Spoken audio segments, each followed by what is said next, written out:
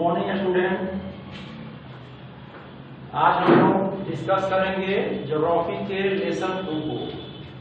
Today we will discuss the second lesson in geography and my second lesson is globe the earth model. As you know that, आप सभी जानते हो, जैसा discuss किया गया था स्टैंडर्ड 5 क्लास में, ग्लोब के बारे में कुछ इंट्रोडक्शन आप लोग को इंट्रोडक्टरी जानकारी दी गई थी। उसमें ये बताया गया था कि ग्लोब क्या है। तो ग्लोब क्या है कि globe is the 3 dimensional model of the earth surface. Globe क्या होता है कि जैसे आप मान लो जिस अर्थ सरफेस पर रहते हो, जिस लैंड सरफेस पर हम लोग रहते हैं, तो उस लैंड सरफेस को एक सारी चीजों को हम लोग एट ए टाइम वो हम विजिबल हमसे नहीं हो पाती है, यानी कि सारी चीजों को एक बार हम लोग पूरे अर्थ सरफेस को, पूरे मॉडल को लोकेट नहीं कर पाते हैं। तो पूरी पृथ्वी को एट ए टाइम हम कैसे देख सकते हैं? तो पूरी पृथ्वी को देखने के लिए हमने अपने एक अर्थ का मॉडल तैयार किया। जैसे आप साइंस सीख में किसी भी चीज का मॉडल तैयार करते हो, उस चीज को ऑब्जर्व करते हो, देखते हो, समझते हो कैसे वो काम करती है। साइंस की मैं बात कर रहा हूं, लेकिन अपनी पूरी अर्थ को, पूरी पृथ्वी को एक साथ ऑब्जर्व कर पाना बहुत ही मुश्किल है, क्योंकि इसी धरती पर trees, forest, land surface, rivers, lakes, different types things are available on this, यानी कि विभिन्न प्रकार की बहुत सारी चीजें जो हैं, पहाड़ हैं, नदियां हैं, झील हैं, झरने हैं, वनस्पति है, देश हैं, समुद्र हैं। तो उन सारी चीजों को हम लोग कैसे देख पाएंगे, कैसे समझ पाएंगे, अदर कंट्री को, अदर वर्ल्ड को कैसे समझ पाएंगे? तो उस पूरी चीजों को समझने के लिए हमने एक मॉडल तैयार किया अपनी पृथ्वी का, जिसको हम लोग ग्लोब के नाम से जानते हैं। जैसे देखो, देखे भी हो, तुम लोग ऑब्जर्व भी किए हो कि ये हमारा ग्लोब होता है, दिस इज आवर ग्लोब, यानी कि इसका फिगर जो होता है ये गोल होता है, राउंड शेप में यह होता है। तो ग्लोब के बारे में जब हम लोग बात करते हैं तो उसमें हम लोग कह सकते हैं ग्लोब के डिफिनेशन में कि globe is a model of the earth. Globe is the model of the अर्थ, यानी कि पृथ्वी का यह एक नमूना है। तो जब हम लोग बात करते हैं तो एक टॉपिक इसमें आता है पहला कि what is the usages of globe. Globe का इस्तेमाल क्या है? ग्लोब तो आपने देखा, ऑब्जर्व किया बुक में। तो बुक में जैसे आप यहां पर देख रहे हो कि ये आपको फिगर में दिखाया गया है, ग्लोब का फिगर, पेज नंबर 18। जब आप पेज नंबर 18 को ओपन करते हो तो उसमें आपको दिखाया गया है ग्लोब को ऑब्जर्व करो। तो what is the use of globe? Globe का इस्तेमाल क्या है? जब हमने समझ लिया कि globe is the model of the earth, globe जो होता है वह पृथ्वी का एक नमूना होता है, और उस ग्लोब पर हम लोग अपने कंट्री को, इंडिया को, या फिर वर्ल्ड के बहुत सारे जो कंट्री हैं, कॉन्टिनेंट हैं, माउंटेन्स हैं, रिवर्स हैं, ओशियंस हैं, इन सारी डिफरेंट चीजों को हम लोग ऑब्जर्व करते हैं, लोकेट करते हैं। अब बात आती है कि what is the usages of globe. Globe का इस्तेमाल क्या है? Then we can say that it helps in understanding how days and nights are born. Globe हमें क्या सहायता प्रदान करता है कि दिन और रात कैसे बनते हैं, how days and nights are born. First of all, it also helps to understand season change over a year. आप सभी जानते हो कि सीजन का जो चेंजिंग होता है वो किस प्रकार होता है। जैसे हमारे यहाँ समर सीजन होता है, या फिर विंटर सीजन होता है, या फिर रेनी सीजन होता है।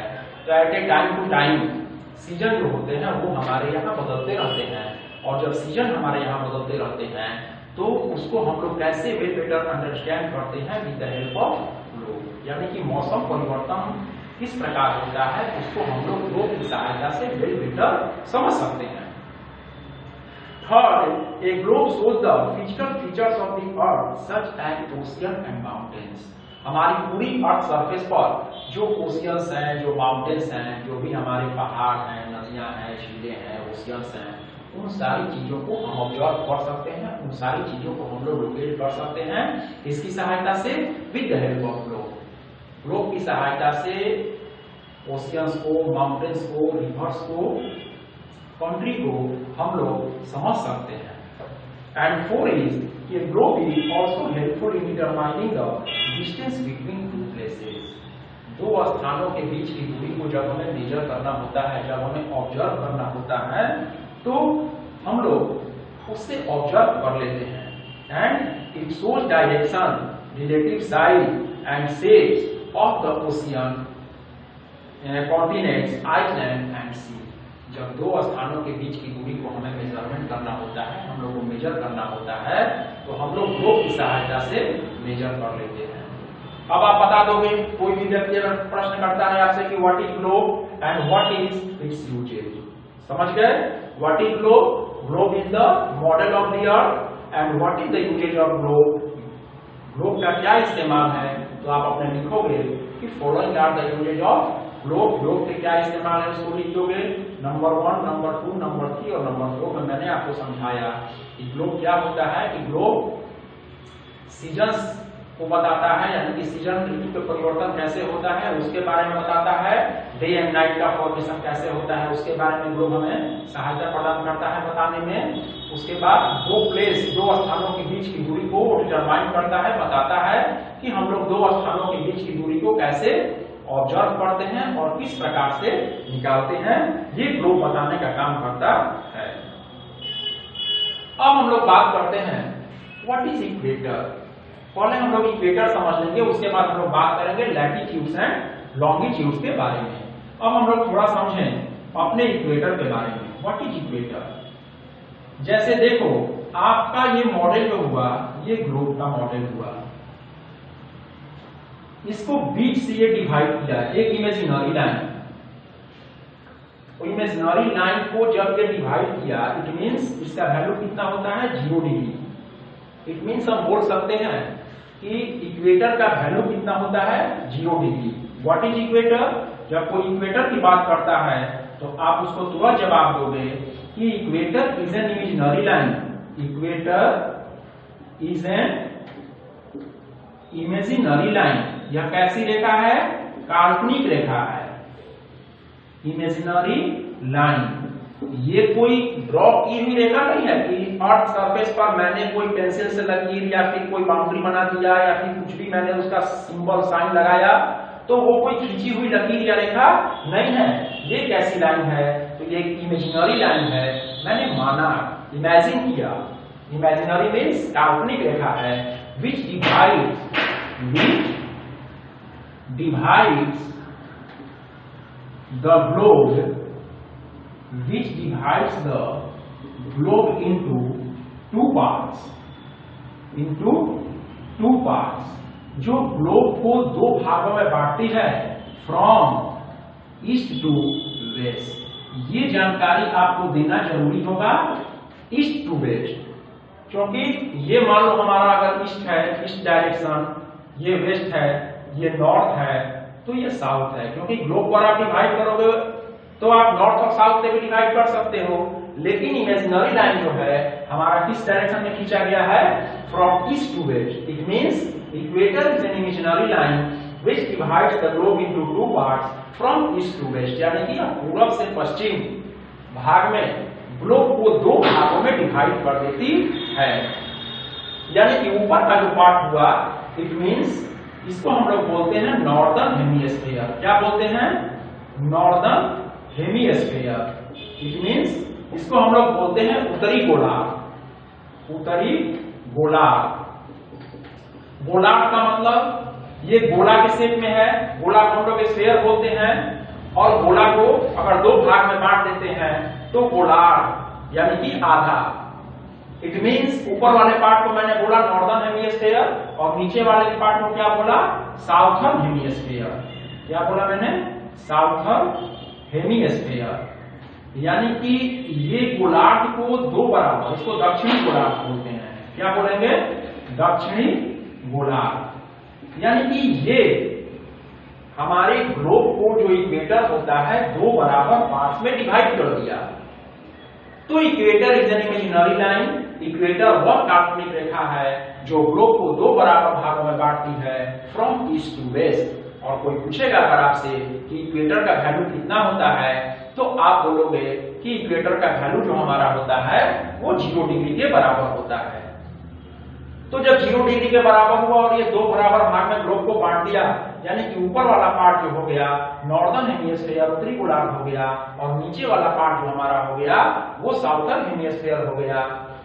अब हम लोग बात करेंगे कि जो हमारा कॉन्टिनेंट है एशिया, वह किस हेमिस्फीयर में है। तो एशिया पड़ता है नॉर्दर्न हेमिस्फीयर में, और हम लोग यानी कि इंडिया हमारा जो कंट्री है वह पड़ता है नॉर्दर्न हेमिस्फीयर में। अब आप वेल बेटर समझ गए होंगे कि व्हाट इज इक्वेटर। इक्वेटर क्या है, नॉर्दर्न हेमिस्फीयर क्या है, और साउथर्न हेमिस्फीयर क्या है।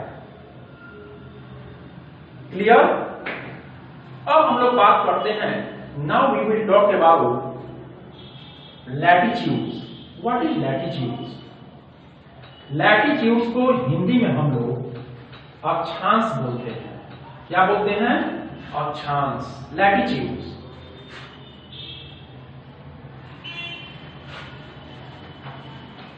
ये समझ लो अच्छे ढंग से, ये आगे जाकर और आप जानकारी अगर रहेगी तो हमें क्लियर होगा।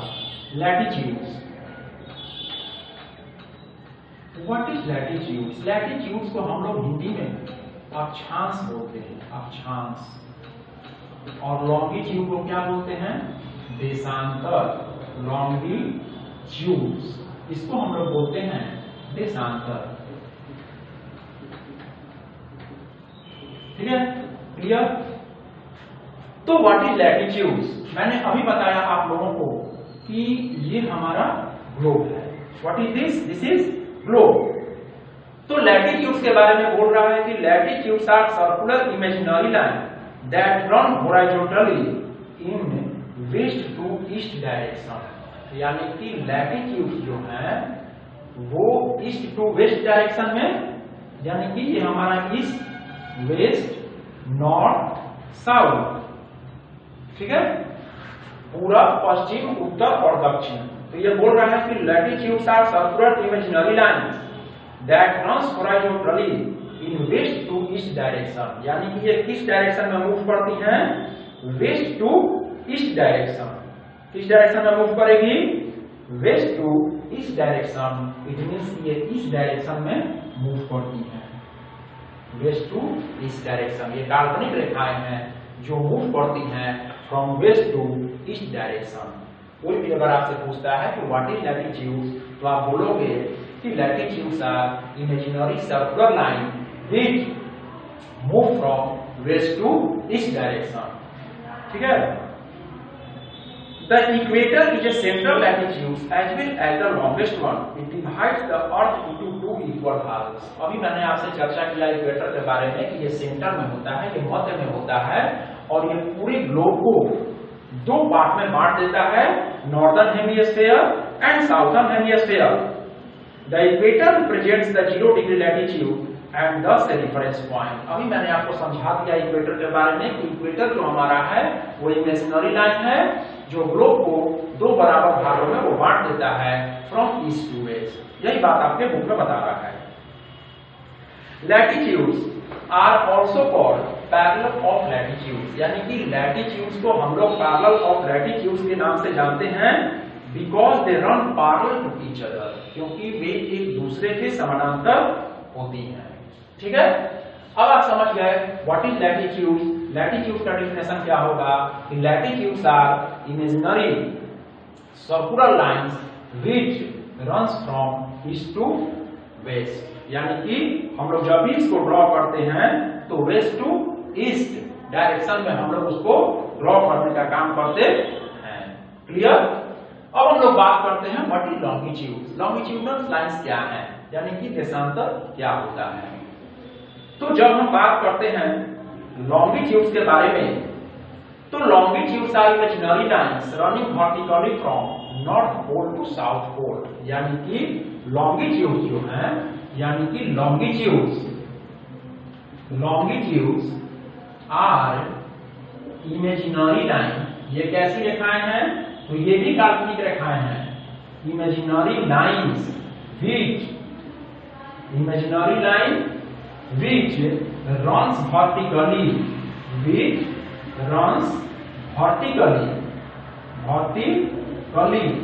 from north pole to south pole, यानी कि ये इस डायरेक्शन में मूव करती हैं, तो ये नॉर्थ टू साउथ पोल से ये इस डायरेक्शन में मूव करती हैं। Clear? Longitudes are imaginary lines running vertically from north pole to the south pole, and the longitudes are also called meridians. Longitudes को हम लोग मेरिडियन के नाम से जानते हैं। Longitudes आप नोट कर लोगे, longitudes are also called meridians. Okay? It means longitudes को हम लोग मेरिडियन के नाम से भी जानते हैं। There are 360 meridians, यानी कि longitudes की टोटल संख्या कितनी है? Total number of longitudes. It means total number of longitudes is equal to 360. 360 है। टोटल कितनी है? 360. These are also called the meridian of longitude. इसको हम लोग meridian of longitude के नाम से भी जानते हैं। ये हम समझ गए कि what is latitude and what is longitude. अगर कोई भी व्यक्ति आपसे पूछता है कि लैटिट्यूड क्या है और लॉन्गिट्यूड क्या है, तो आप उसे स्पष्ट समझा दोगे कि लैटिट्यूड जो है वो इमेजिनरी सर्कुलर लाइंस हैं, वो किस डायरेक्शन में मूव करती हैं? From east to west. And longitudes are also imaginary lines which runs vertically from north pole to south pole, यानी कि वो नॉर्थ पोल से साउथ पोल के डायरेक्शन में मूव करती हैं। And it is also called meridian. और total number of longitudes की संख्या कितनी है? 360, 360। क्लियर? अब हम लोग बात करते हैं इंपॉर्टेंट लैटिट्यूड, यानी कि टोटल हमारे जब ये सर्कुलर लाइंस हमारे ये डिफाइन हो रहे हैं लैटिट्यूड्स में, तो टोटल ये लैटिट्यूड्स में कौन कौन से हमारे इंपॉर्टेंट लैटिट्यूड्स हैं, यानी कि इंपॉर्टेंट लैटिट्यूड्स कौन कौन से हैं उसके बारे में हम लोग चर्चा करेंगे। We will discuss about important latitudes, यानी कि हमारे इंपॉर्टेंट लैटिट्यूड्स कौन कौन से हैं, इस पर हम लोग थोड़ी चर्चा करते हैं। इंपॉर्टेंट लैटिट्यूड्स, इंपॉर्टेंट लैटिट्यूड्स की जब बात आती है तो इक्वेटर हमारा हुआ। फर्स्ट ऑफ ऑल हमारा कौन सा हुआ? इक्वेटर, जिसका वैल्यू कितना होता है? 0 डिग्री। इक्वेटर का मान कितना होगा? 0 डिग्री। ठीक है, वो हमारा इंपॉर्टेंट लैटिट्यूड है। अगर आपसे कोई पूछता है कि important latitude, it means equator क्या है, लैटिट्यूड है या लॉन्गिट्यूड है, then you will first of all answer clearly what? Equator is a latitude. ये एक लैटिट्यूड है। क्यों लैटिट्यूड है? क्योंकि लैटिट्यूडनल लाइन जो होती हैं वो मूव करती हैं from east to west direction. Clear? The Tropic of Cancer, इसका वैल्यू कितना होता है? द ट्रॉपिक ऑफ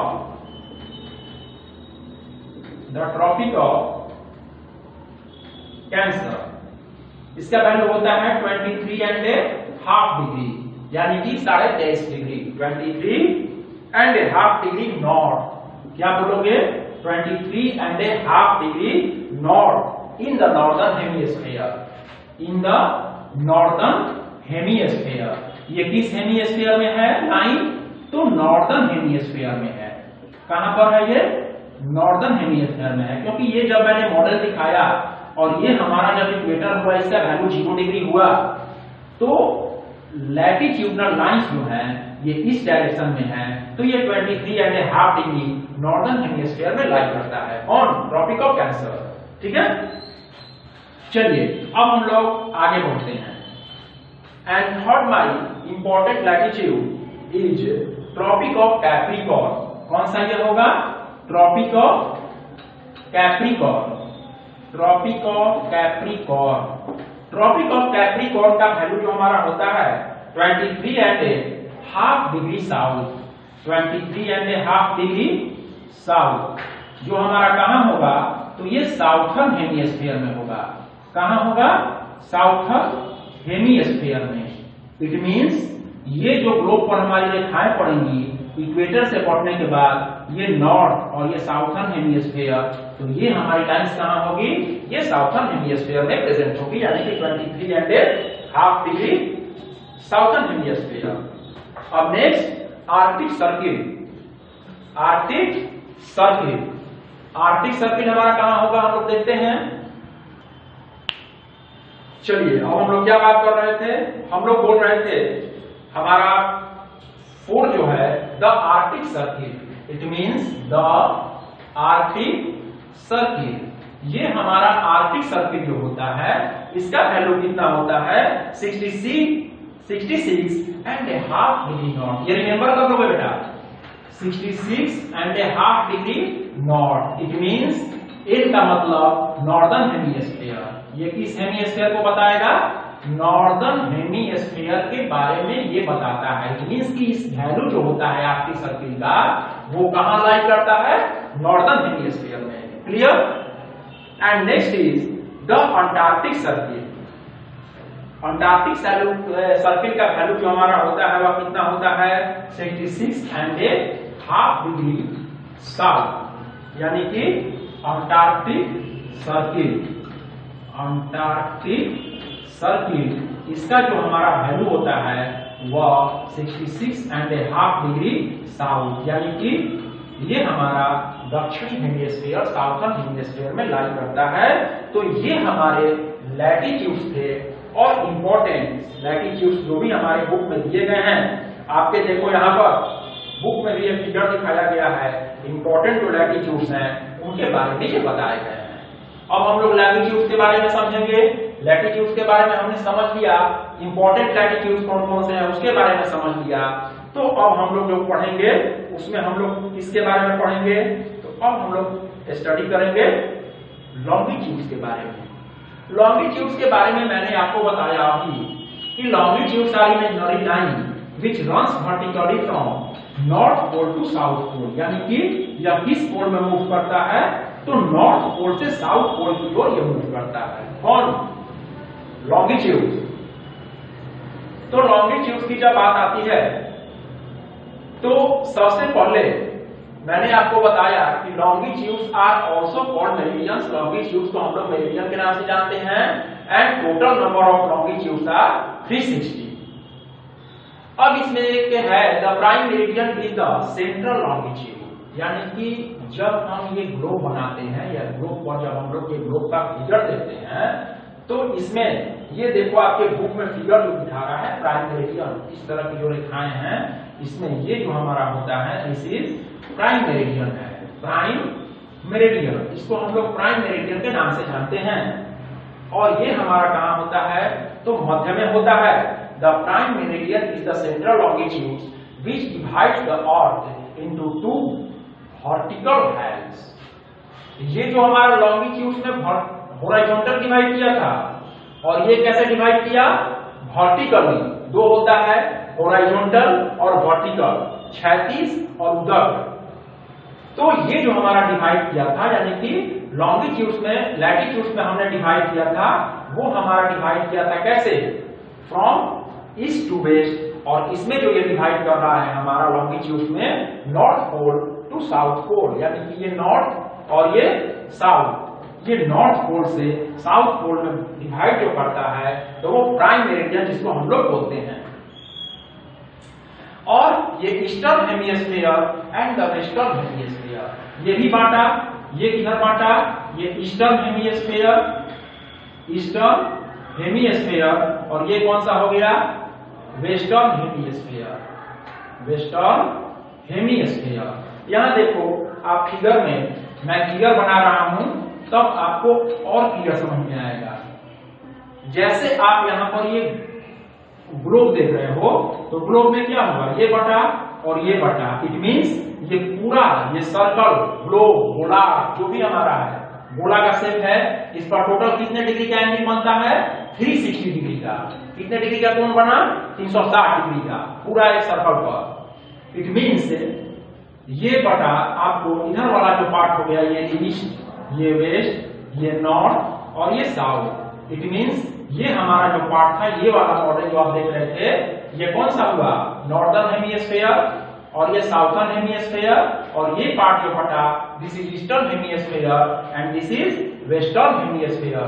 यानी कि ये पूरब का पार्ट था और ये वेस्ट का पार्ट था, और इसको हम लोग प्राइम मेरिडियन के नाम से जानते हैं। जैसे हम लोग इसको इक्वेटर के नाम से जानते थे, इक्वेटर जो हमारा डिवाइड करता था ग्लोब को, वैसे ही ये लाइन जो है, यानी कि ये वर्टिकली जो डिवाइड कर रहा है, ये डिवाइड कैसे कर रहा है, तो ये नॉर्थ टू साउथ डिवाइड कर रहा है, प्राइम मेरिडियन जिसको हम लोग बोलते हैं।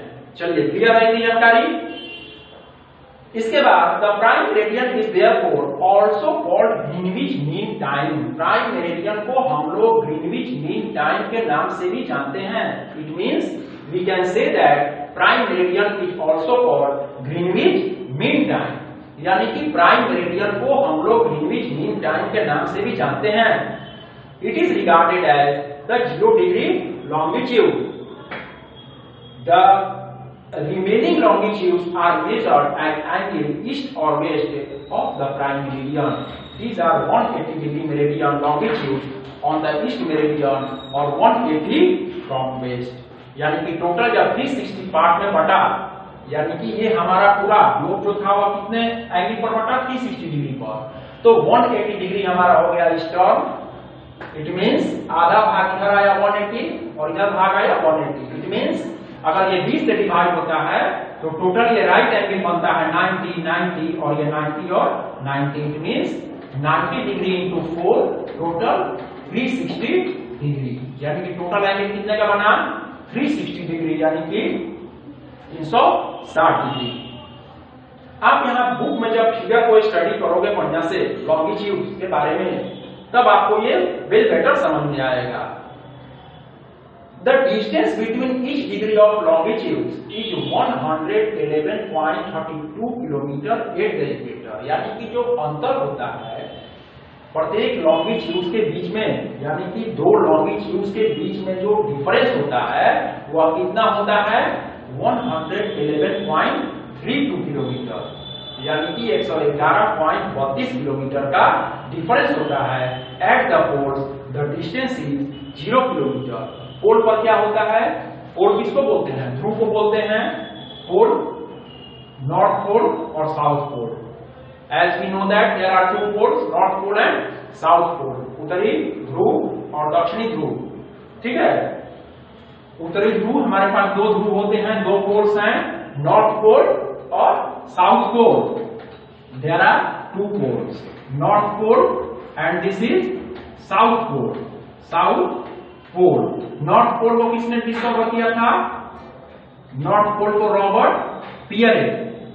Robert Peary, north pole was discovered by Robert Peary and south pole was discovered by एमुंडसेन।